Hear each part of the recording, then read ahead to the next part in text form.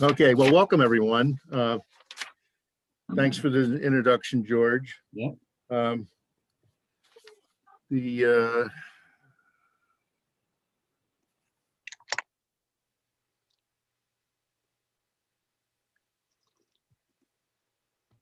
Okay, now I got to get to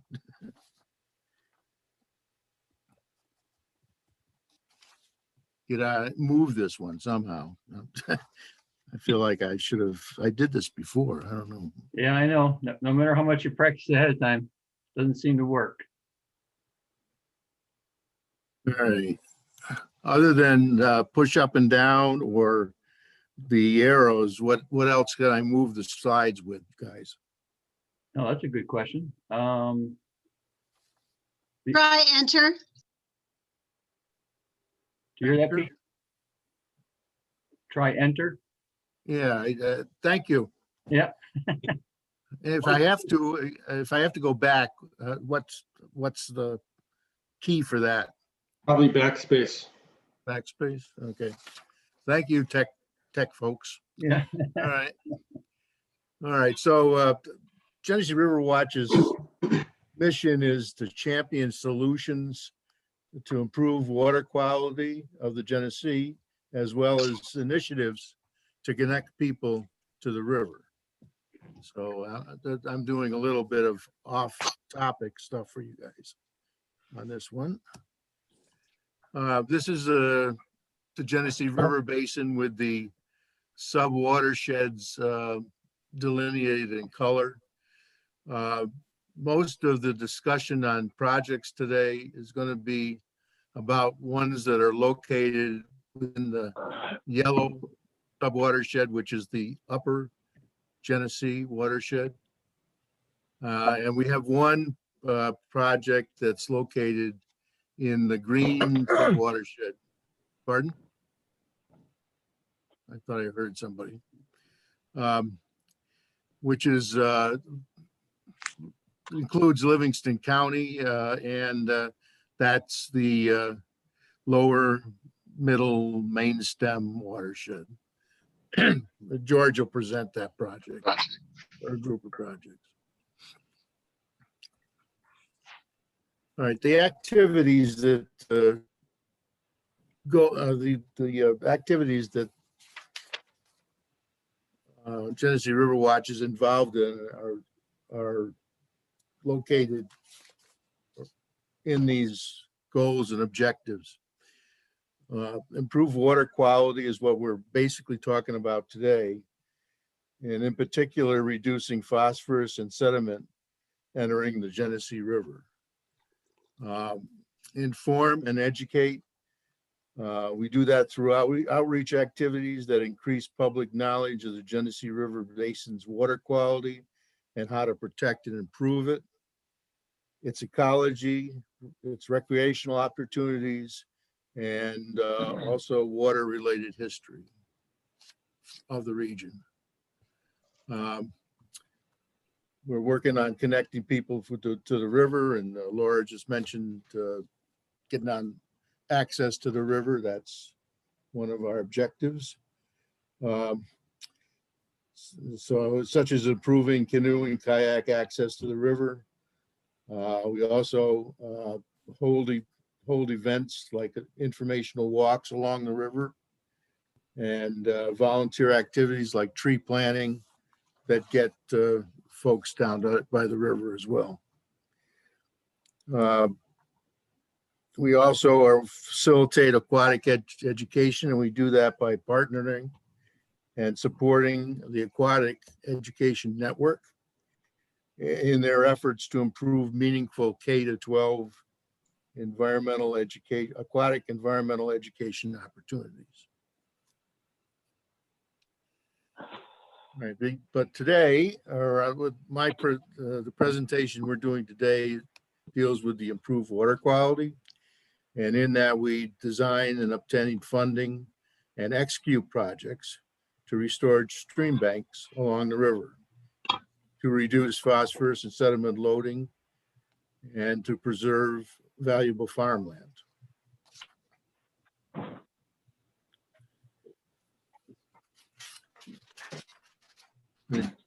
A typical stream bank restoration project includes identification of the project, working with the landowners to assess their interest, and finding funding through grants. Design restorate, we do design the restoration. If necessary, we work with a special or archaeologists to conduct archaeological assessments in areas where we're excavating soils. We also secure permits for the project and oversee the construction and do riparian plantings, which involves getting volunteers to help, and then also post-construction monitoring and maintenance if necessary.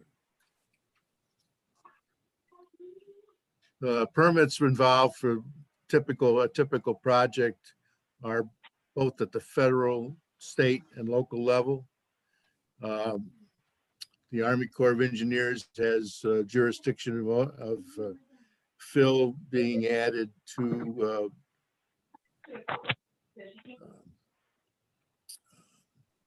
national waters. And so they have a permit we have to receive. DEC has a permit for excavation and fill in navigable waters. And when we work on riverbanks, that's required. And there's also another approval from DEC that documents the fact that the project won't have any negative effects on water quality. There's also a local floodplain development permit, because this is considered a development or an activity within the floodplain. And we have to document that the project will not increase the flood elevations during a 100-year flood. All right, the three projects I'm going to be talking about are the first three on this table, highlighted. You'll notice that these are in chronological order. So you can see that within the three, we've increased the length of the project for each consecutive project, and also the cost obviously went up as well for these three.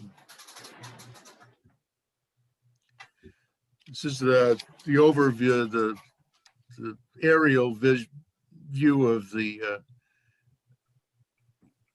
areas surrounding the first project, which is Mallards Dairy.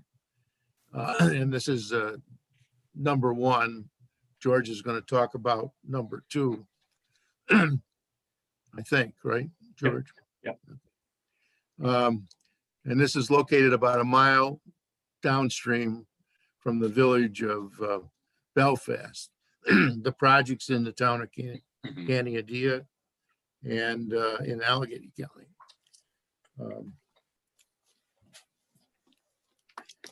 Excuse me while I refresh myself.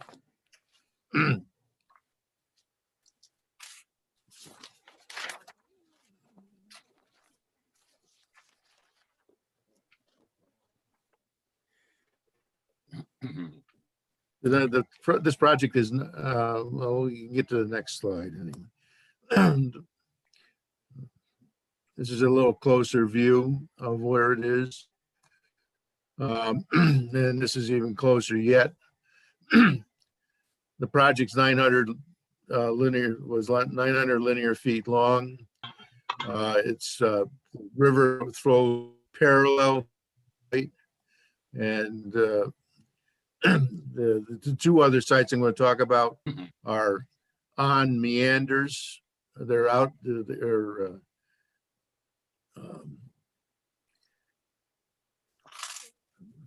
are, but yeah, river banks that are on the outside of the meander, that where you get the erosion, but this one doesn't have that. The project shows it's about 50 feet landward of the toe of the slope.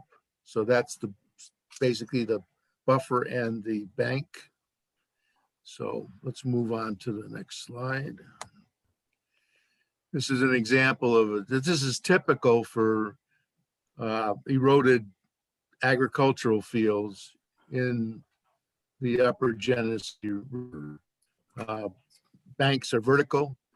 The cornfield is pretty close to where the erosion is, the bank. Another thing that happens is that the flow in the river erodes the banks. The banks on the lower part of the area in the lower part of the bank, and that allows, or that causes sloughing down of the upper material down into the river. And then what happens is the river washes that material to puts sediment in the stream, and all you have left is the larger rocks and cobbles. This is the details on this particular project. Great Lakes Commission is one of the granting agencies that we have used. This is going to be this project is completely riprap construction, stones. And in terms of the planning of the riparian buffer area, we used 1,050 trees and shrubs, and we had a good contingent of 60 volunteers to help us do it in one day.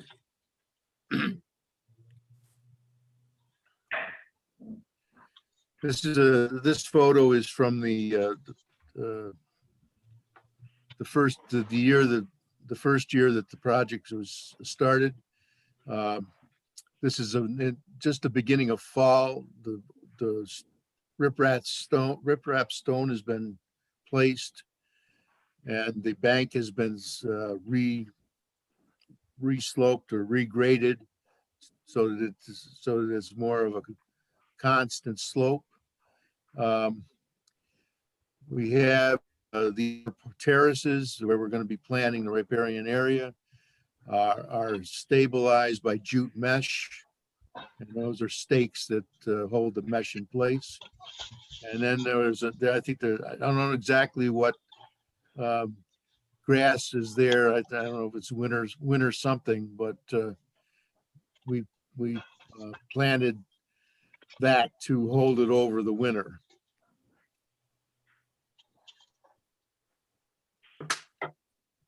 In May of the following year, we had our planning activity. This, I have to go to my notes here because I want to say something about this, and I can't remember.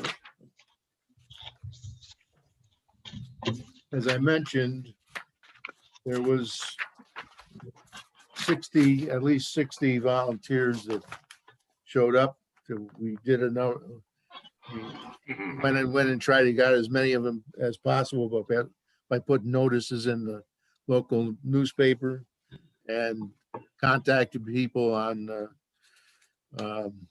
various lists that we have. Some of us have from tree planting in other watersheds. About half the volunteers were from Allegany County, and they included members of the Genesee RiverWatch organization, which has done a lot of work in finding access points for canoe and kayaks in Allegany County. We also had groups from schools, several unaffiliated folks that stopped by that wanted to help with the planning, and even several people that were on probation, that their probation officers thought a good idea would be for them to do some community service projects, and they were good work. They were great workers. The other half of the volunteers were Genesee RiverWatch board members. Broccolo Landscaping brought the trees in and stayed to do some work.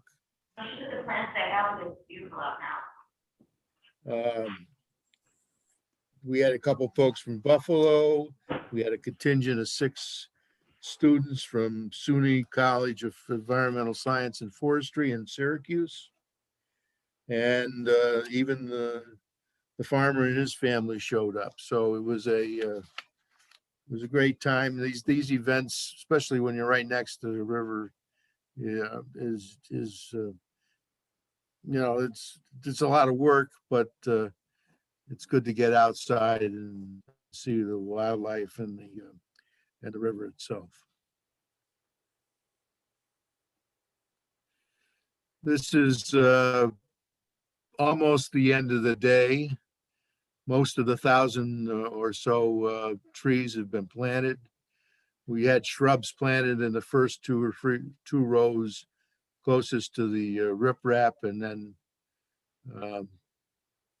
we had 6 species of trees. I'm not going to go through all of them, but it's red maple, sycamore, black cherry, sugar maple, red maple, and actually sumac was in there as well. Okay. This is later in the summer, I think. The year we planted, and it shows the vegetation that's grown up in amongst the riprap and on the top of the bank. You can see how that the bank is sloping better than the vertical one, the vertical condition it was in before. We also added a conservation mix to the seeding. So this is the result of that, and you can see some this was the same summer. So there are trees coming out of those tubes. The second location is Edelweiss Farms, and this is located north of the previous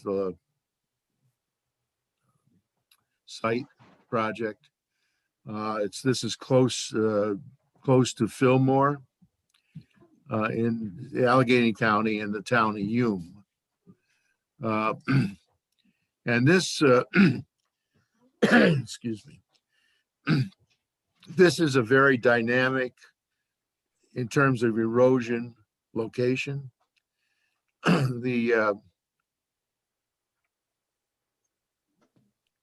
Where the bank is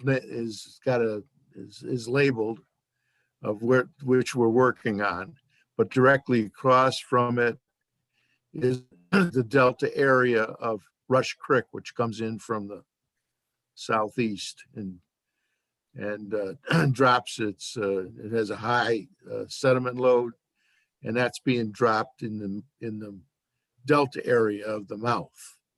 And that mouth, the delta area, is moving towards the opposite bank, that the one that's heavily eroded, that we were going to stabilize and restore. And that the delta on the other side is constricting the channel there.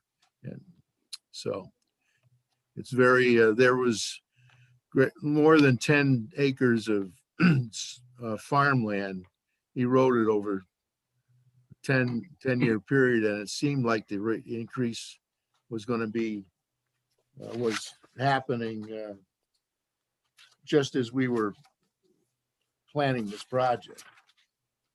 I'll be right with you. This is the same typical banks. I mentioned for, or pipe banks that I mentioned for the Mallards project. It's just, this is 1,800 feet long project, linear feet, and that's twice as much as the Mallards was. This is an example of in the the types of erosion that's happening on the on the on the banks during the winter months. We were there and we heard loud noise like somebody shot a gun off, and what it was the the eroded soils just dropping down into the river.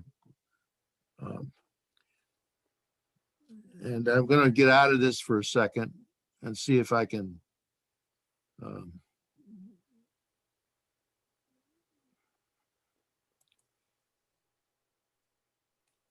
get back with a video.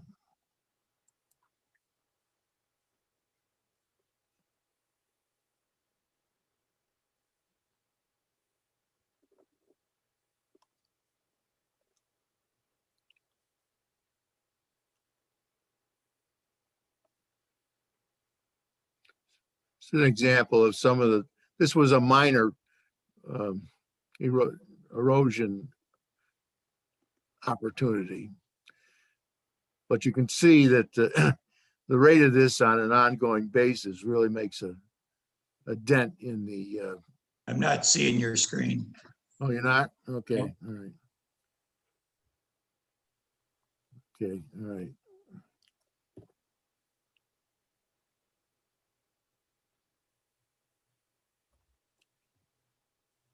Oh, I got to get back in and share somehow here.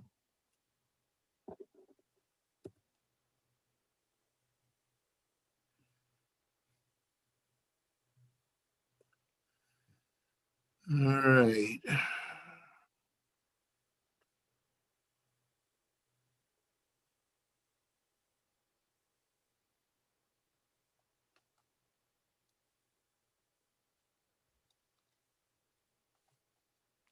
Can you see it now? Yep. Yeah.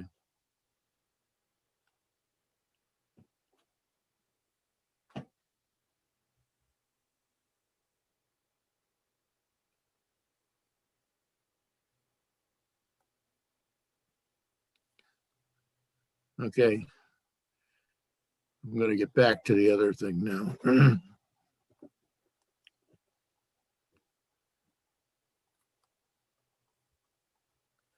I think.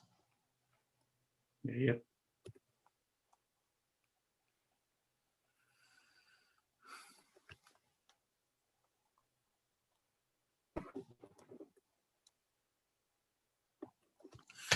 Okay. No, that doesn't work.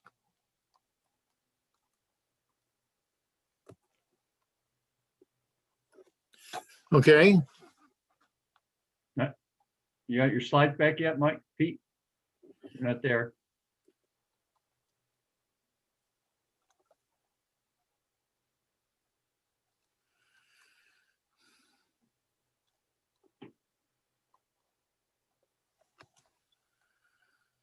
Hmm. It's coming. There you go. Okay, so that wasn't as exciting as some of the ones George has, but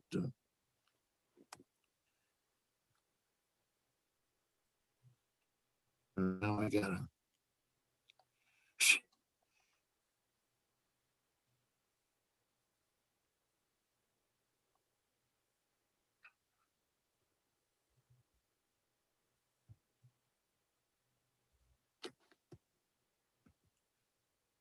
Okay. Sorry about this. Okay, this is the details for the Edelweiss farm. This was through the Great Lakes Restoration Initiative, GLRI.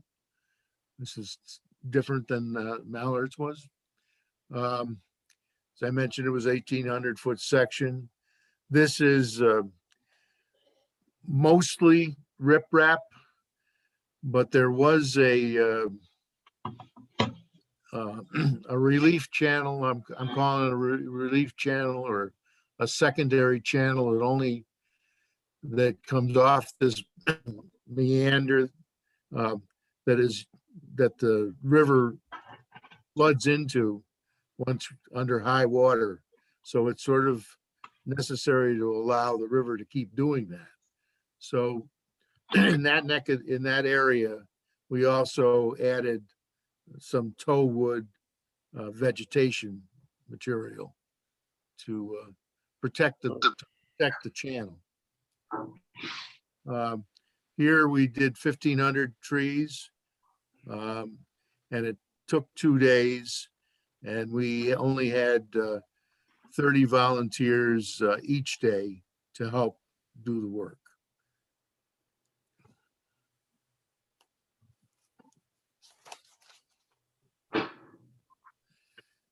This project required was in an archaeologically sensitive area, which is a determination that's done by the State Historic Preservation Office based on other sites that are nearby that have been found to have cultural resources. In this case, we wanted to try to narrow the area that would be subject to the assessment based only on where we were going to do disturbances to the soil. And the first thing that was suggested from the State Historic Preservation Office was to get in touch with a soil scientist to have them do soil profiles at the bank to indicate which particular layers of the soil would be likely to be containing cultural resources. In this, that's the soil scientist that was hired, and essentially he's working on a profile right now. The area that looks like deposited soil that's pretty uniform was the area that would likely or could be have cultural resource importance. The further down the profile you get, closer to the bottom of the slope, it becomes stonier, and at that level, in that layer, that's not likely that's going to that's an indication of a past riverbed, and it wouldn't likely have any cultural resource importance because any artifacts found there wouldn't have a specific location to relate other historical knowledge, to gain knowledge from it. It doesn't have the location. So that was done, and at 9 locations. That information, along with the information on where the cross sections of where we were going to be disturbing the soil. For example, the upstream portion of the site, we did a lot more excavation was going to occur at depth within into the soil, down further than would happen where actually he's working in this slide. In this location, toward the downstream end of the project, we were actually putting stone on top of the actual bank. So there was not much excavation in the downstream section. We were just building up the bank there to further to make the rocks, the riprap, lay down the riprap on a slope. So that information was shared with the archaeologists that we had, and they worked out a plan of where the archaeological assessment would occur on the project, and that was approved by the state historic preservation officer. They did, the archaeologists did 3 types of methods to look for cultural resources and artifacts. The first one was to walk over a plowed field. The second one was to do test pits. And this is an example of the test pit material from the test pit is getting screened out to see if there's anything in the sample they took. And the third was a trench that was done in the areas that were where excavation was going to be. I think there was 3 trenches done with a backhoe, and the archaeologist is looking at the slopes of the trench to see if what they contain, and also the material that was removed. Excuse me, Pete, we've got 5 more minutes. Okay, well, all right, well, all right, that's we put down chalk to let the volunteers know where they were going to look for it. This is the final, this is after, this is later in the summer, I think, where the vegetation grew back. This is the 3rd project. This is this actually was this project was done by the U.S. Fish and Wildlife Service as part of the Kodak settlement upriver to take care of sediment erosion control problems.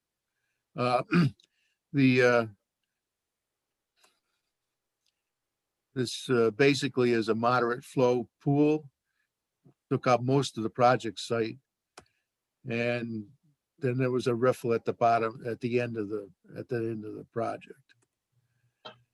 We met with the property owner and the U.S. Fish and Wildlife. This is 3,000 linear feet of project, and it was not going to be riprap. Basically, it's tow-wood construction, and we'll see that in a minute. We didn't use any planted trees. We did live stake tree cuttings, and that was done by the contractor, not volunteers. All right, this is an example of what tow-wood construction is. These are 25-foot long trees that have been downed with the root wads still attached to the trunk. They're laid in here, and then that is covered over. The first 2 benches maybe are covering over the trunk, and you can see the root wads go out into the channel, and then there's a bank, a graded bank beyond where trees, which would be the riparian area. There's also 2 rock veins, one at the upstream end and one at the downstream end, or near the downstream end. And these were designed to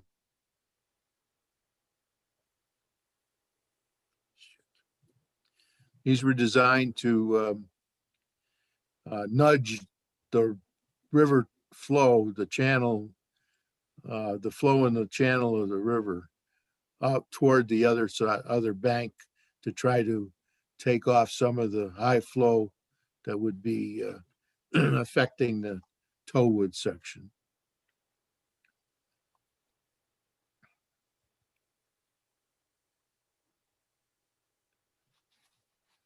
And I guess That's it, George. Well, thanks, Pete. Appreciate it. It'll be my turn now. Gonna stop sharing or something here. Looks like you did. So Okay, I'm hoping. Good. good for me. Yeah.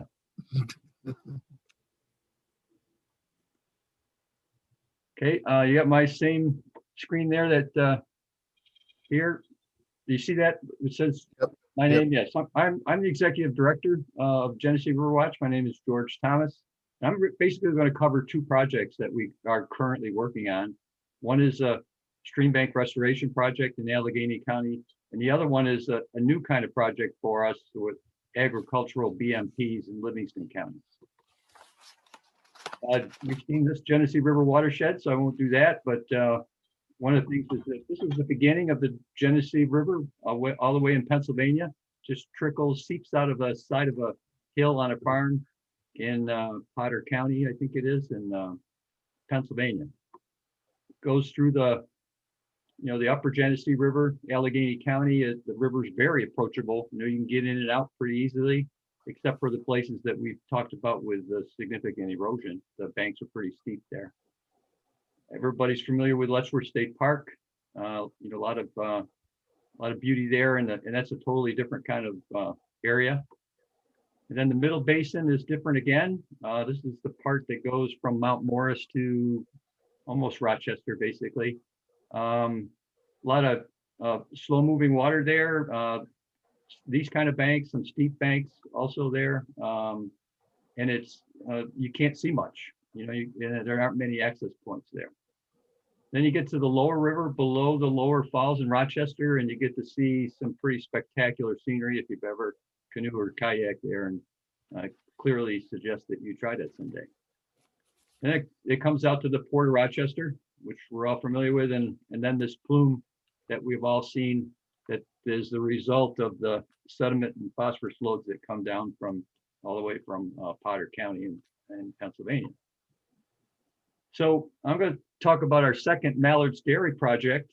This came out of a study that we did in 2015 along a stretch of the river in the town of Caneadea. We actually identified about 17 projects that look like likely candidates for ones, and Pete covered the first one at Mallards Dairy Field. We actually approached the landowner and wanted to do a bigger project, which is the one I'm going to talk about first. But he said, no, I think we ought to start small, which turned out to be a very wise choice on his part. And we learned on a smaller project, an 900-foot one. But then after we finished that, we took this third one on and secured funding for it.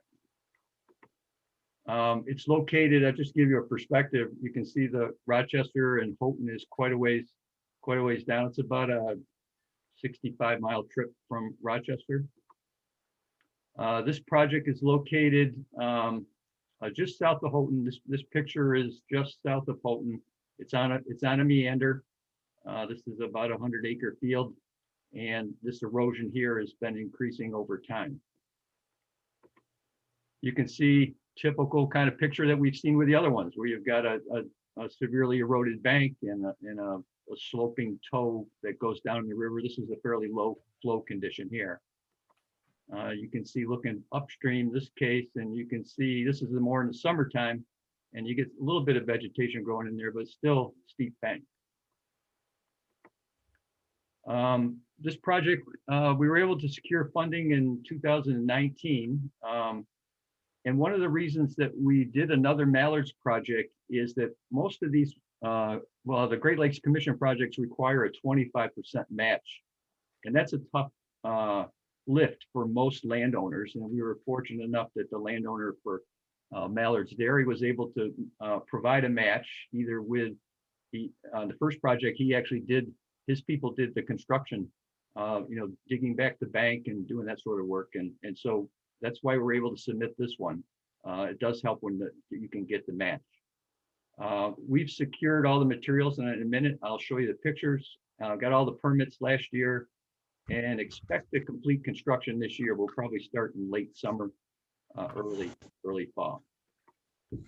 We're going to use toadwood. Pete showed you some pictures of it, but this is a little bit different kind of graphic that shows what's going on there. You lay those root wads into the bank, and then you backfill on top of them, and you can see the different benches there.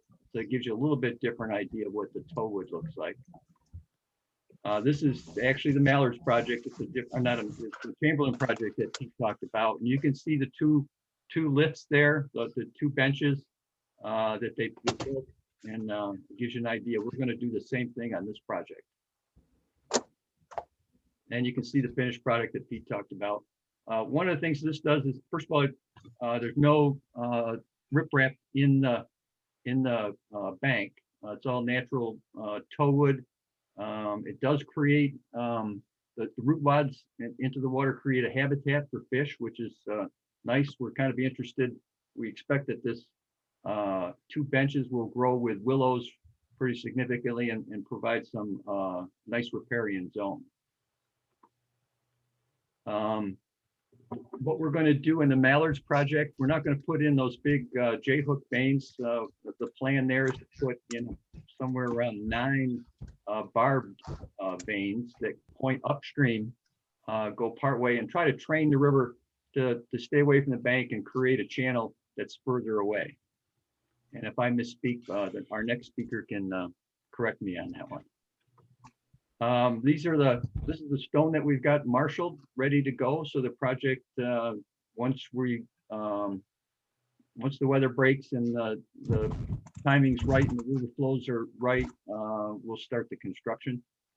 Forget how many tons of stone that is. And unfortunately, I should have had a person in the picture here because those stones are quite big. What are you doing? Then these are the trees. There's I forget how many. We probably got 1,000 feet of trees lined up along the bank. They're ready to go. All the root wads there, ready to be used for the project. So like I said, late summer, early fall, we plan to begin construction on the barbs and the toadwood. Plan about 4,500 live willow stakes along the two 1,800-foot benches. It's the whole length of the project. There's 2 benches. And then seed the top of the bank with some type of pollinator mix. And then we also may plant some trees in another location, but not on the riparian zone. The other thing I'd like to talk about is something new for us. We've done, we've seen reach a stride or a process and able to work with Streambank restoration projects. And we have that long list of projects that Pete showed, where we can identify, and we have a long queue of projects that's more projects than we can get funding for. So we've got a pretty good setup there. But we did a study in the Middle Basin, which is this green section here, back in 2019, I think it was, 2019, I think we finished it. And take a look at what's going on in the Middle Basin in terms of erosion. You paddle that section of the river, and you see the steep banks that you see in the other areas. They're not as actively eroded as the ones in the upper basin, but they're steep. Those are even steeper, actually. Some of those, I think, are maybe more than 20 feet. They're pretty high, but the erosion rates are not as fast as they are in the upper basin. But you can get a perspective there with Mike and Pete and their kayaks. You can see how high the banks are there. One of the things we noticed as we were paddling along were these kind of openings in the river, and it turns out that these are gullies from runoff from farmland, and there were several of them, which prompted us in this study to try to find out, well, where are these? How many of them are, and how big are they? We did a study, and I won't go over the details, and you're certainly welcome to go to our website and learn more about it, or contact me. I'd be glad to share with you where we are. But our Wayne Howard of our organization did a study using GIS techniques and was able to figure out a way to look at drainage lines and using LiDAR data, and was able to identify where a likely gully would be. And I went and he identified, I think, 89 of them in Livingston County. And I went and tried to verify. He gave me, I took 16 of the locations, and every single one of them, the gully was right where he said it would be. So that kind of spurred us on to take a closer look. So what we did is that we approached Livingston County Soil and Water Conservation District, Bob Stryker, if he was interested in a grant program with Great Lakes Commission to try to maybe do some of these projects. He said he was interested, but didn't like the idea of having to make the application. So we said, well, we'll do the application and get the paperwork and manage the money part of it. But if you could help us and identify the project areas and work with landowners and stuff like that, we could all learn from that. So we got the funding. We're planning to do multiple projects using various different BMPs like grass waterways, water and sediment control structures, underground drainage, that sort of thing.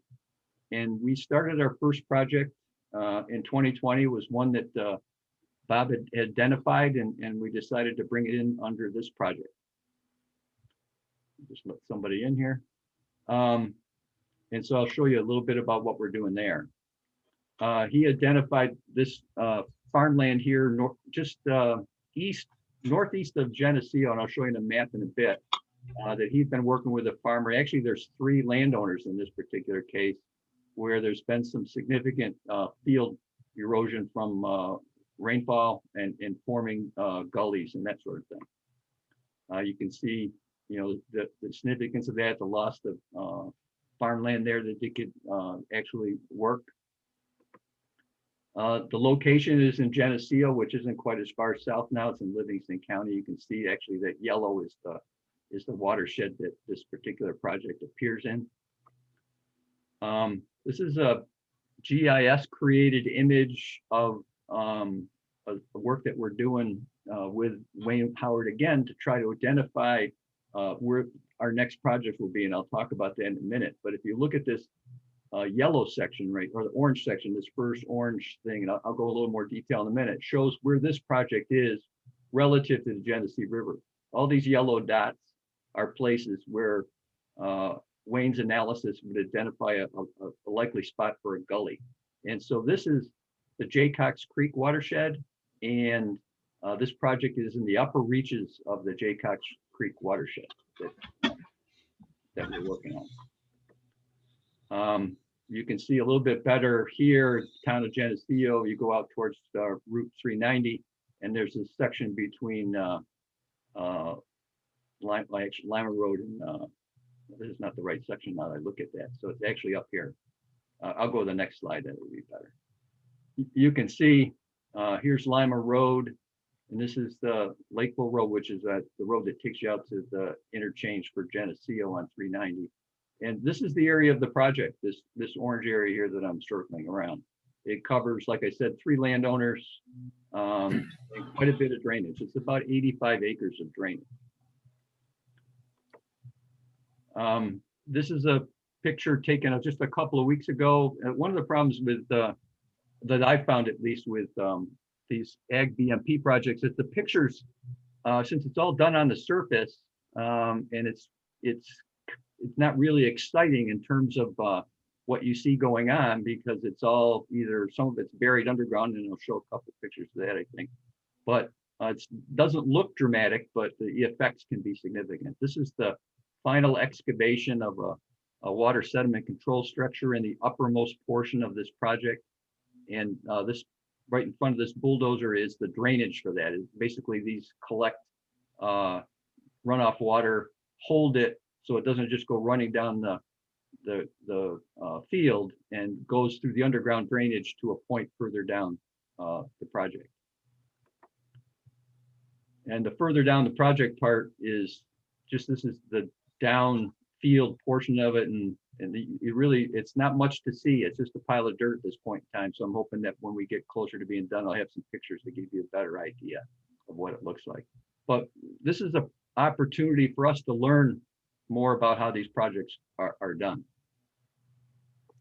Wascob is a mound that's created in an area that allows you to collect the water that might be just running across the field. and then take that more controlled in an underground drainage application to a point where it can be discharged to a stream or to another area that won't erode. Grass waterways are pretty much what they sound like. When we're done, there'll be, I think it's 2,400 feet of grass waterway that allows some of the runoff to just go through an area here and not cause erosion. And we'll have a chance to see what that looks like on this project later this fall. The other thing that we're doing though is that, okay, this project was one, it was already identified and it took, you know, Bob Stryker quite a time to put something like that together. We thought we would use the technique that Wayne had developed. This is the result of some work that he's done, creating an online tool that we can use to say, where would the next project likely be? And this is just one that's east of Geneseo that shows flow lines that might be likely. And here's another one, again, a south and east, or south and west, I'm sorry, of Geneseo, that might be one. And what our plan is, excuse me, is to talk to Bob Stryker and company and get an idea of, does this look like a likely candidate, or have you got other ones? And hopefully we'll be able to use this tool in other areas as we work our way through. Again, there's my contact information, and I'd be glad to answer questions at the end. I'm hoping that we can be able to do that. I'd like to introduce the next speaker.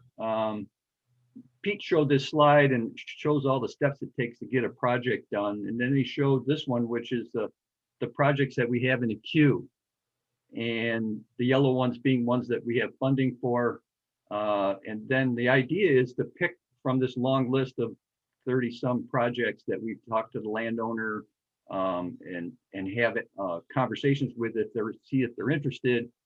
And our next speaker, Scott Fonte, who did all the engineering on all of our previous projects. He's the owner of our Agricultural Engineering Services. And he's going to provide an overview of two projects for which we're pursuing funding. One we've already submitted, and the other one we're going to submit on Friday this week. So I'll turn it over to Scott. Thank you, George. Now let me do the attempt to share my screen.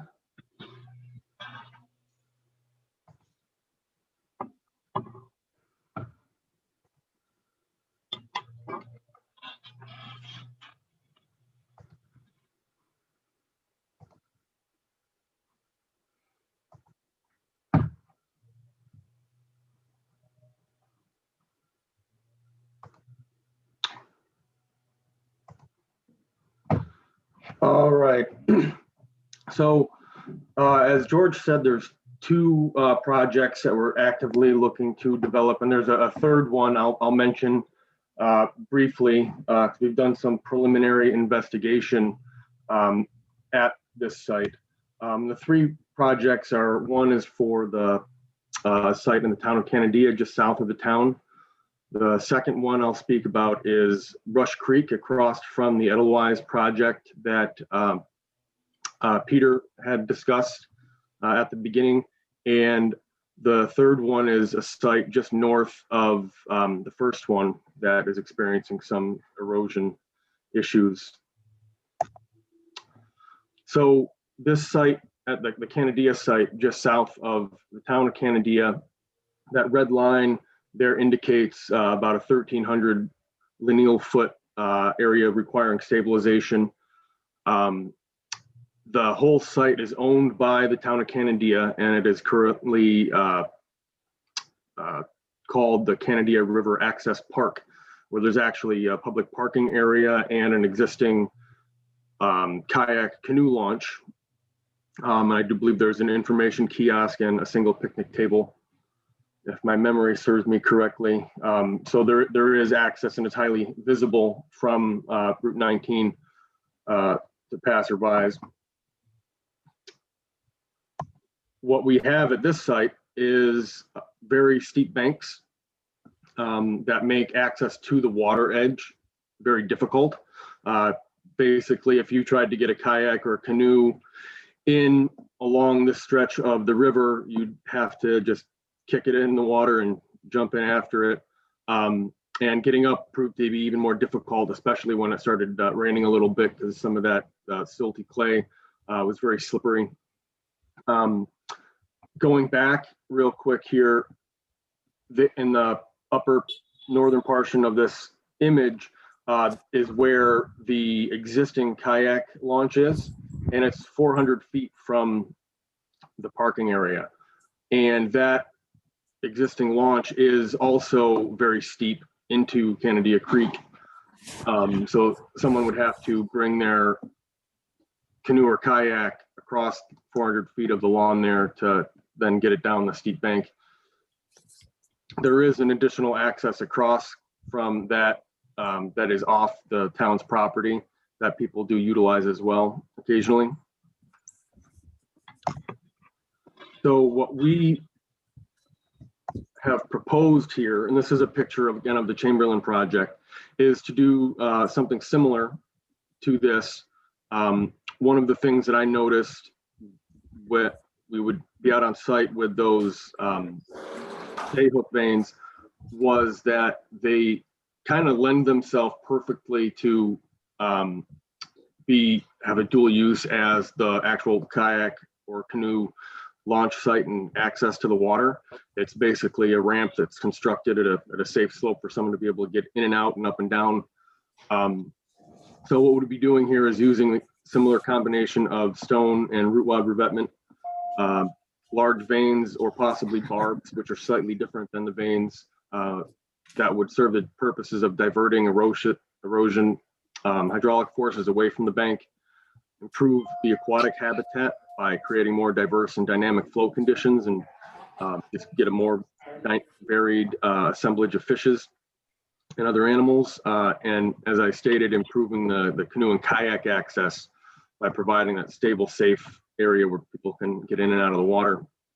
And because of the current use of this site and the ownership by the town of Caneadea, feel that potentially including a pavilion or additional picnic tables or things of that nature to expand on the recreational activities and use of the site would be a great use.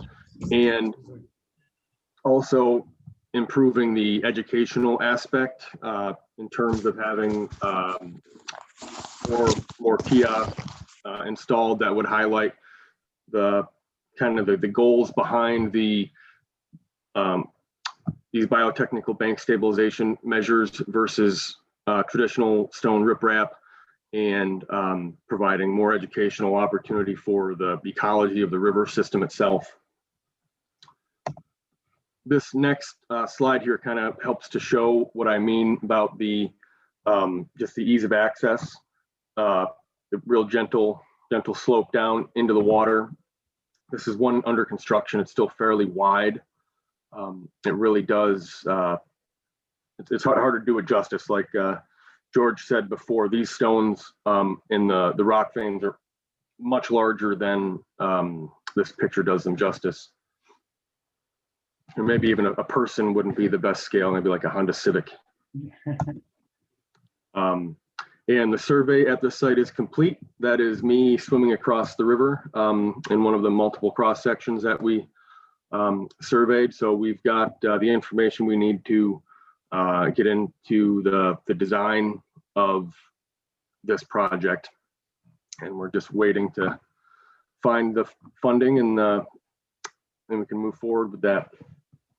I think it'd be a very exciting project. The next one here, which is a bit more, I guess, dynamic in nature in terms of what is going on and what we need to do, is for Rush Creek. And some real quick statistics. This has a pretty big watershed of 41 square miles. To put that into perspective, the Genesee River upstream of this location, not counting this 41 square miles, has a watershed of somewhere around 800 square miles. So it's the Genesee watershed is 20 times larger than this little watershed, but we still see very large flows entering the river here due to the steep slopes and the nature of the material. So I'm going to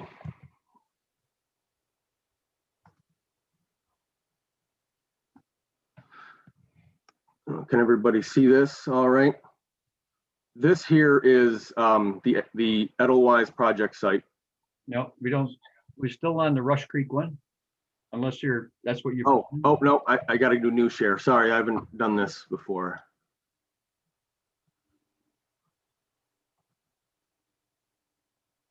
Yep. Are we there? Yep. Okay, so now everybody can see this. I'm glad I asked. So this is an aerial image of the Edelweiss project site. This is Rush Creek entering from the south. And this is in 1994. In 2002, we see that Rush Creek has started to braid out significantly. And as this sediment is being deposited on the inside of the bend, it's pushing the outer bank of the river. Kind of see that again.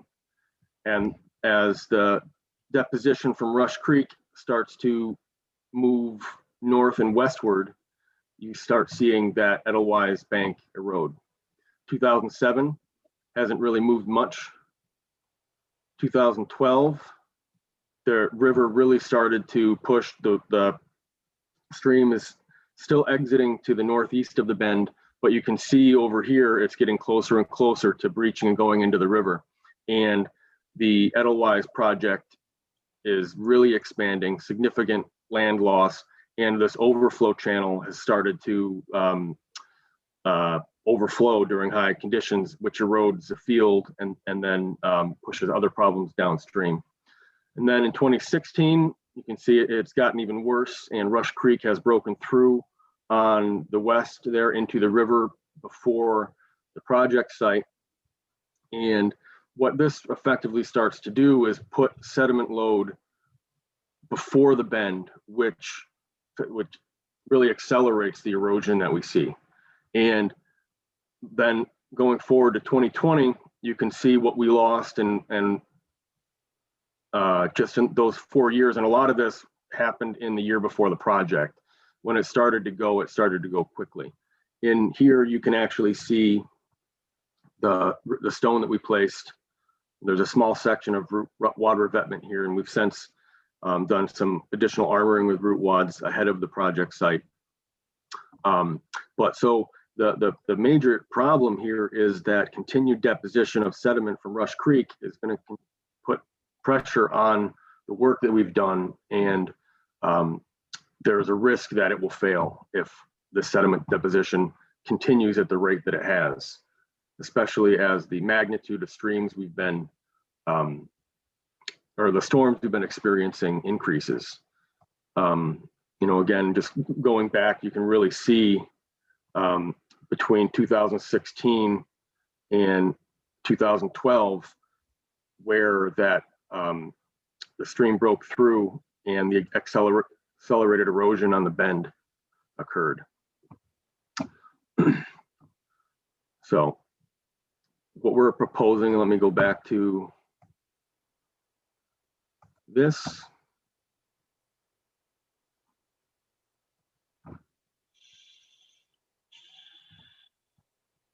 Here, the main thing we're going to begin with is sediment removal in this stretch of the stream. Traditionally, the local municipalities, in cooperation with the Allegany Stream and Water Conservation District, have, oops, what just happened? Have removed sediment around that bridge there at County Route 27 and have facilitated the water flow under that bridge. They stopped doing that for a number of years, which is what directly caused the issues we saw on Edelweiss project site and Rush Creek, because that sediment wasn't being removed and utilized. The towns and municipalities would utilize that material. They'd crush it and use it for gravel on their works. That wasn't happening, so that sediment load increased and accelerated the erosion. So we would continue some recent work that the town has begun from this road here upstream of Rush Creek a ways. They removed a significant amount of gravel and sediment from the river channel and expanded it, which will provide volume storage of sediment that would be coming down from the upper reaches of the watershed. There is no stopping the erosion on this stream. The nature of the watershed itself is very steep, and that's just how it is. But what we can do is provide access to clean out the stream channel and make it easier to do it next time. So what we'll be doing is sediment removal upstream, realign the historic Rush Creek alignment to bypass the bend. In there will be armor and training structures to be yet designed. With some of that material, we will be blocking off that channel that bypassed and broke through to the west side of the bend or upstream of the Edelweiss site. And also, part of the design process, we will look at installing a couple stone barbs or veins upstream at the upstream end of the Edelweiss site to facilitate the diversion of erosive forces at the beginning of the completed work. So that's in a nutshell what we're looking to do with Rush Creek. There's a lot of design to do. There's a lot of variables in terms of logistics and timing of the project to coordinate with the stakeholders, being the owner of the Edelweiss project will be contributing here, as well as the municipalities to be transporting and excavating material. So everything just kind of has to, aside from the engineering design, the project logistics have to be worked out. What happened? Would there be a rationale to reroute the river along that blue line where you're realigning the creek? Possibly, and we will look at that as part of the design, as in terms of realigning the river itself. The magnitude of doing that, we would have to be looked at more closely. There is existing concerns of increasing the flow on the opposite bank. So by doing that much hydraulic rerouting of the river, that may increase the amount of work that would have to happen on the opposite bank, if you follow my meaning. Oh, sure.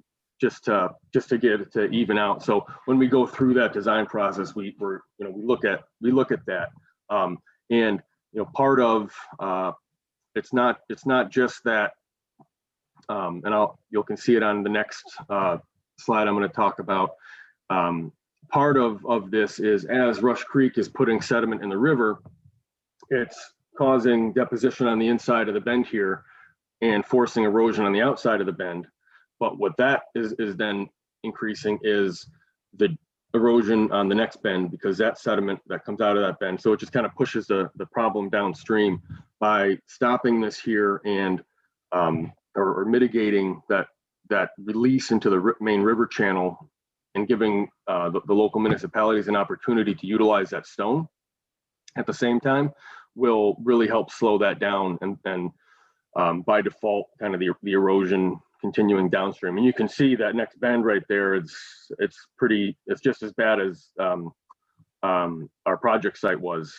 And these sites seem to erode a little bit, and then there's a big event or something changes, whether it be hitting a sand lens or gravel lens, and it doesn't take but a couple large chunks of the riverbank to slough off to change the flow dynamic and really increase the erosion, which is what we could see happen on the Edelweiss project or site between 2016 and 2020. when something changes and then you get significant losses. There was one survey when I was out there. I know Peter talked about the sloughing banks. I was out there when the flow was, I think it was about 7,000 or 8,000 CFS, which is a pretty significant flow. And I started surveying on the downstream end and ended up at the upstream end. By the time I got to the upstream end, the flow was around 14,000 CFS. And everywhere I'd surveyed, the top of the bank was now gone. But I wasn't going to stick around to do it again. And I almost, where I had my four-wheeler parked, it was 5 feet away, vertically away from the river water, and I had to sprint back there to get it before it was underwater. That's how quickly the water came up, and it was just sloughing off car-sized chunks of silt and clean sand. It was pretty remarkable. Excuse me, Yes. if you did take away all of that sand, what would the level of the river look like? Or, you know, would it be shallower there as the river spread out? Or would the water come back behind it and just dig it out deeper? Do you have any vision of what would happen if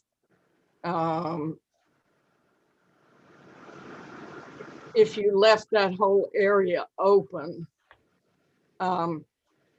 Would it catch the water, and would the water become slower at that point? If we left which area open? I'm sorry. Where you take out the sand, the sediment. Right. So what we would be doing is just over widening the stream here and putting in a smaller primary channel that would go through there. I'm talking about the big river, not the creek. Okay. When the water would be flowing down after you've taken that sediment out from the middle of the river, would it allow the water to settle and slow down, or would the water just come in and fill the void and be more powerful? So if I'm understanding your question, this is in terms of with the root wad construction where we're taking sediment out of the main river channel. Yes. So, so in that case, in a project like the one that is going to be built this summer, or the Chamberlain project, and the inclusion of those either the stone barbs or the stone veins, what we do see is that yes, the what's left there after construction typically is going to change, but it's on purpose. So what we saw, for example, at the Chamberlain project, when they got done with that, the gravel was pretty uniformly flat, and that is basically because there's not any point in the contractor putting the effort into too much effort into creating the plunge pools on the opposite sides of these training structures or the J hooks, because as soon as you get a big storm, the river is going to put the stone where it needs to be. So you will see through the use of those large structures, the river creating the plunge pool riffle dynamic, the plunge pool riffle run to the next structure. So yes, the river will go back to that. And the point of those stone barbs or the stone veins is to take that water and deflect it away from the outer bank, and in doing so kind of creates a deeper pool. Okay. But it also at lower flows, it's blocking the majority of the river and just leaving an open section at the end, which increases the velocity and helps to keep the channel clear. But you'll Got see it. similar type structures on larger rivers. Like I know when I worked on the Sacramento River, you'd see these long 300-foot long stone weirs that came out just straight. They weren't intended to do anything except keep the water moving quick, fast in the shipping channel. So it's kind of the same thing to keep the water clear. And that would be part of the goal in designing this and Rush Creek, especially around the bend, because we don't necessarily want to have to get into the bend. We want that to function to keep itself clear and not become a continued economic issue. But this area of sediment removal south of the bend and north of the bridge, as well as where the town just went, is purposely designing that with access and a couple structures to help retain and slow down that material so they can go in and get it without having to go all the way to the river and having a largely invasive project. Okay. I have a question. Hello, this is Connie. Yes. I'm wondering, first of all, where the is this excessive flow like new? I think you started back in 2016 or 17. So if it's excessive flow that's new, should we be looking at the source of that excessive flow?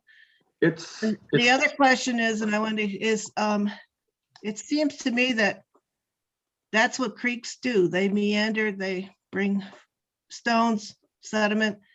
Like I thought that we stopped straightening and hardening creeks back in the 70s. Seems so old fashioned to be redirecting creeks, hardening their edges, straightening them out. I don't really get it. Okay. So the first part of your question, as far as the new flow, that's kind of, there's a nuanced answer there. There's nothing that has happened in the watershed that is a major change, like a housing development or a Walmart or a shopping center, nothing like that. This is a very steep watershed, as much of the watershed of the Genesee is, especially in the upper basin. And so what we see are high peak flows, which carry a lot of sediment with them. And that's isn't that a natural? Isn't that just natural? Isn't It that is. what rivers do when it Yes. rains? And It so is. why are we trying to redirect? Why are we trying to stop that?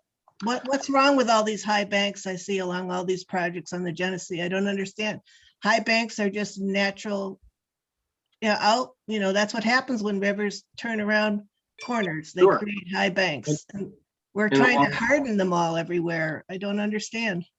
And along those lines, we could remove the Mount Morris Dam and let Rochester flood. But it's not flooding, it's just Uh, rivers doing what they do when they hit their edges. Understood. And I agree. These are natural processes. And the difference here is there are economic interests of the landowners, agricultural producers, of the private landowners, public landowners, as well as the water quality issues that affect the Great Lakes and those fisheries and all those other issues as well. And it's not as simple as just letting the river do its thing when you have those things to consider. Part of the thing that complicates some of these projects is when this land was subdivided and parceled, the center line of the river was the property line. And so now it's not just that the one property owner is losing land, the property owner on the other side of the river is actually gaining land. In that respect, the interests aren't just to have the natural stream flow, and we are going against the natural processes in nature, but it's to protect those downstream interests and landowners and public utilities and sewage treatment plants. All those things need to be protected. The Genesee goes back and forth across its historically has gone back and forth across its floodplain every 1,200 years or so, which is evidenced just by looking at the aerials and all the old oxbows and bends. And we are trying to slow that, to try and get the system in more of a static condition. So I guess my next question is directed to the the Genesee RiverWatch people. That are we working also with all these farming landowners to reduce chemical runoff? Because that's what's normal sediments going down the river and hitting Lake Ontario seems to be sort of like what happens with rivers. But river flow carrying chemical runoff is not good for anybody. And I see all this environmental funds being put into basically rip-wrapping our beautiful Genesee River, but I don't see that we're working as part of that with the landowners to reduce the chemical flow. The projects that we're dealing with, drainage and gullies, seems to be like the perfect thing to reduce that kind of chemical flow into the river. But these projects where we're basically state-sponsored hardening of our shores seems to be counterproductive to cleaning up the river. And I'd like some response from the people that are running all these projects. Yep, we'll take that on. I guess this is the example that is here is a good example of why you need to do these types of things, in that the farmer had no control over this happening to him. There was no riparian area there, and all those pictures that you saw, there were no trees, there's nothing to protect the bank. And as this creek did its damage, it ended up creating a situation that was out of his control, and he lost, I don't know how many acres. He lost 166 feet of property. Why is the state sponsoring him having, he has land next to a river? Right. I mean, that's what happens. Right. So- But let me finish, and we'll talk about that. But what happens though is that as this project, as you showed, Pete showed the pictures of the sediment that gets deposited in the river and ends up going down downriver, is a significant load of sediment and phosphorus that ends up in the lake and all the different points along the river. And so you have to stabilize some of these situations in order to prevent that from happening, no matter what's going on the property. So he's using agricultural best management practices that are helped by the soil and water conservation districts in terms of manure application, spreading of fertilizer, rotation of crops, cover cropping, all that kind of thing he's done there, but he has no control over the fact that the river's cutting away at his property. And so this helps him stop that. And one of the other things that the switch on our part from stone riprap hardening to tow wood helped create habitat, which is another issue that the stone is pretty sterile. There's not much going on in the river, so you're creating a river habitat with towwood construction that we're doing more of. So a lot of issues there, and I'd be glad to talk to you if you want to give me a call or email and spend more time talking about this. But I would. yep, that'd be great. I'd love to do that. And Right. If I could share one more Thank thing. you. Yep. Can I share one more thing? Sure.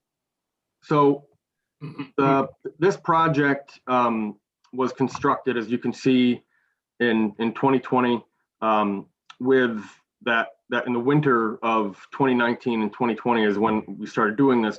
We were seeing accelerated erosion here, and the water was high, and there was no opportunity to not use stone to stop this from happening.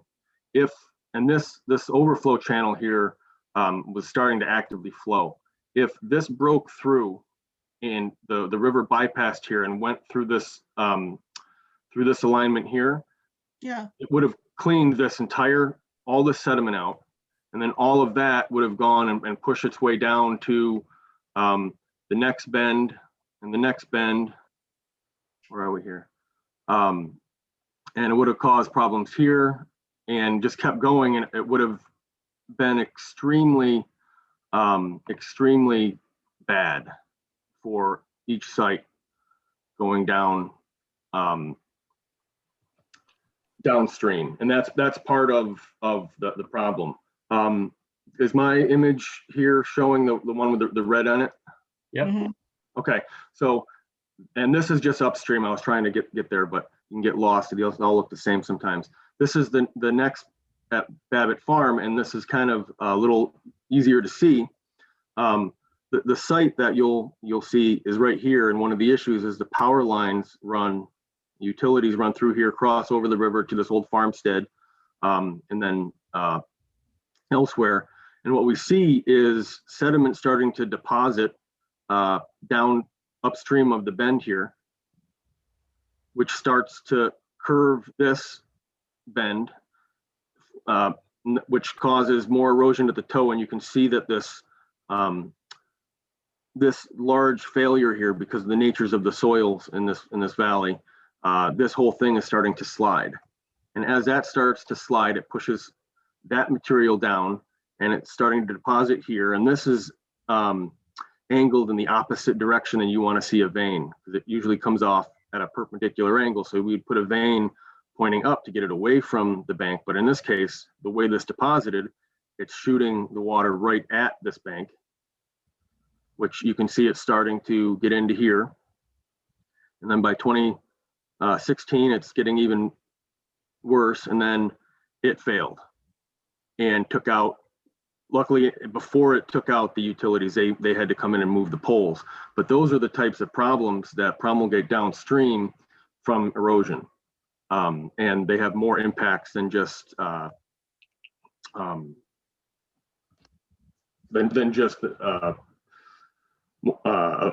bend eroding more, I guess. There's and this at different locations downstream, the same sort of pressure starts being put on locations that are more important, like sewage treatment plants or things like that, where failures or losses of land area can really have a devastating impact. This is Connie again. I just want to make one more comment here, but most of these programs is basically a long-term, very expensive plan to re-engineer the natural processes of the Genesee River. There's nothing environmental about them. I just want to put that perspective out there. And an alternative view of this would be purchasing riparian habitat back in, I don't know how far, 800 feet, all along the Genesee River, and allowing the Genesee River to do what it normally does. So I'm just putting that perspective out there, because I've been shocked at watching this, that we are engineering the Genesee River. And I thought environmental funds were going to not to that. So that's all. I just wanted to put that perspective out there. Thank you. Yep, thank you. Okay, I Can I do have a a couple of follow-up? other things, George, if I might. Yep. I have a very good friend in Arizona who has often taken me to task about managing an environment, and why don't we just leave it alone, because we don't do a very good job of it. And if you look at the Genesee River, we have an enormous amount of built environment in both public and private assets along the river. We don't have a choice anymore about whether we manage it or not. We could buy up, potentially, if people wanted to sell it, and you could find enough money, riparian zones. But I think Scott has mentioned that this river sweeps across the valley and erodes the entire valley every 1,200 years or so, was the figure I believe you mentioned, Scott. So you would eat up all of that land that you purchased. In the meantime, and today, we are essentially pumping 450 million tons of what was once fertile farmland down this river every year. And that's an extraordinary public and private asset to be wasting. Obviously, this river is a more difficult one to deal with than a lot of others in the country, where you don't have the kind of erosive risk that the Genesee presents. But the idea here is to reduce, probably not eliminate, I don't think we could ever say we do that, reduce the amount of both public and private waste that the natural processes, if left to their own devices, would create. And projects like Edelweiss and Mallards Dairy and Chamberlain are single projects, but they all fit into a cohesive whole of attacking those areas where the waste is the greatest and trying to reduce that waste. And as we have moved from hardened riprap to tow wood construction, we're trying to do it in a manner that is both environmentally and aesthetically better construction methods than the old, now I agree, discredited Army Corps of Engineers concrete channels. What we're doing today preserves both the appearance of the river and enhances the biological diversity of the river.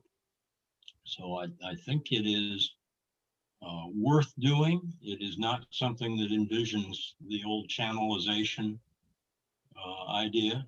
It's a much more aesthetically and environmentally appropriate means of going about managing a process that we no longer have the opportunity to say, hands off, don't touch it at all, because there is just too much, once again, public and private investment in it. And maybe we should start looking at these as purely economic things and not environmental things, because Well, they actually, aren't Connie, I environmental. think you can look at it that way in a sense, because we're spending billions of dollars every year Right. digging out the sediment behind Mount Morris Dam so that Mount Morris Dam can continue to function, digging out the channel in Rochester so that we can continue to have a harbor and marina, and private funds digging out those marinas where the federal funds are not spent. And that money is going on all the time. And in fact, you have a double loss. You not only pay to get rid of this stuff, but what you're getting rid of is fertile and valuable farmland. Mm. Follow-up question on that is, one of the things you were suggesting was letting the river do its own thing. To what degree is this erosion actually caused by the fact that we've already modified the surrounding land? I mean, it's farmland, it's no longer wooded, for the most part, riparian area. And so I guess my question is, are we sort of trying to protect from the impact of the farming on the river? Well, I would say, if I could answer that, certainly those specific areas where we have cropland that comes right up to the river's edge, and there are not mature stands of forested area or small shrubby areas, it does tend to happen more quickly. But I also, you can observe that there's terribly eroded sites along the river where there are mature trees, and it's just the nature of the watershed and the soils being, having been deposited by the stream. That these are not any longer typically glacial tills, because they've been removed and replaced by water several times since the glaciers retreated. So these materials tend to be clean, what we would call gap graded soils that are not cohesive and basically, fall apart when wet. Think of a sandcastle. So while the trees and vegetation of a forested shoreline definitely slow down that process, it by no means protects it. This is just what happens in these soils with a river that's as dynamic and, I guess, flashy as this is, due to the steep slopes of the surrounding terrain. When the water hits this river, it happens fast. I'm gonna just jump in for a quick additive. Most of us have our own homes. We have grass and trees, but a lot of times we don't want to keep the water that falls on our own land, and we grade it so that it goes off, so we don't, individuals don't have to deal with wetland. We don't want mosquitoes. We don't know how to landscape wetland. And so it's a cascade. Everything affects everything else. So if we want to stop that process, we put in what I used to call rain gardens or vernal ponds, which is we keep water on our own land so that it doesn't rush into the sewers and the creeks and the river, and that part also speeds things up. So that was just a thought. Thank you, Laura. Any other questions? Like I said, if anybody wants to talk about any of these subjects in more detail, give me a call. You have my contact information, or you can send me an email off the website under contact. Be glad to spend more time with you to talk about these things. Most of all the funding that we've talked about so far has a primary justification for the funding that you reduce phosphorus and sediment loads to the Genesee River. Genesee River watershed is a priority watershed for the Great Lakes. It does not meet the sediment and phosphorus standards that the state has set. So they put money into that to say, hey, what can you do to help? And so we try to pick the projects that are significant. Ones that we've talked about here are just 5 or 6 of 30 or so we've already identified, and there's probably more like 80 or 100 that might need to be done. And that's kind of an overwhelming task to some degree. And not all of them are quite as catastrophic as like this one here, this Babbitt Farm thing. That's an organic farm. It's a small farm operation. The guy's lost a significant portion of his property that his livelihood is associated with by no fault of his own. And so he's looking for help. Same with Edelweiss Farms, all those other folks that have just the river's taken away part of theirs, and plus it's causing the issues that we see upstream. So it's a difficult task, and it's a lot of balancing of issues, and we're kind of interested in using towwood because it does a couple of things beyond just stabilize the bank. It provides habitat, so the river's not as sterile as it might be otherwise. It would be hard to envision seeing riprap in all these projects. It would change things in terms of what the river looked like. So we're making steps with it and doing a few at a time until we can put together a whole plan and try to look at this as a whole. So thank you, everybody. Scott, if you could stop the share here, I just wanted to let people know about our next event. Got to find my, that's the one, I think. Yeah, our next event is on May 5th. And if you're interested in access, we're going to cover current car top boat access sites and plans for improvement.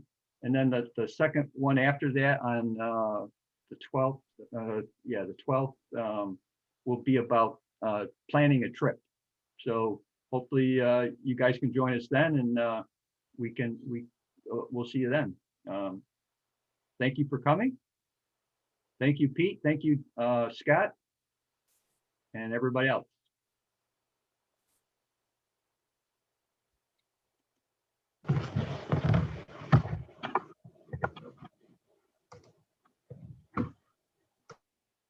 Scott, if you could, oops, did you already jump? I just got jumped off. Okay.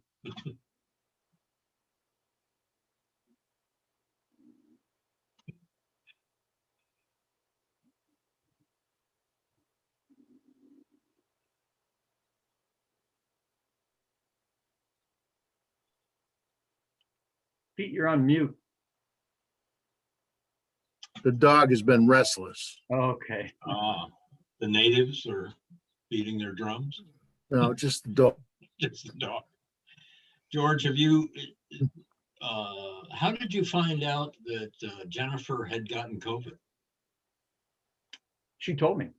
Ah, I wanted to go up to pick up a check and she said, no, I shouldn't come. mhm.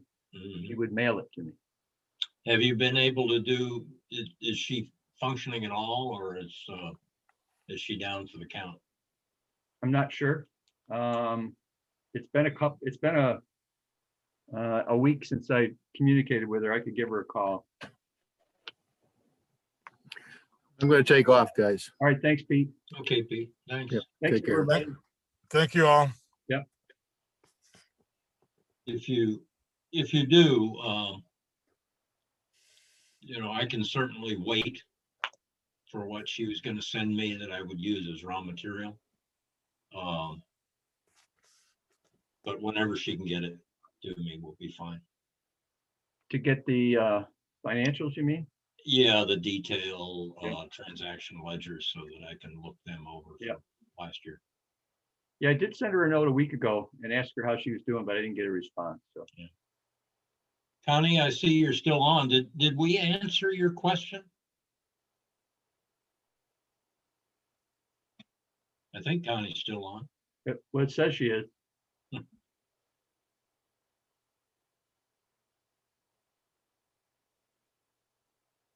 Let me just see what's in the chat here. Mm-hmm.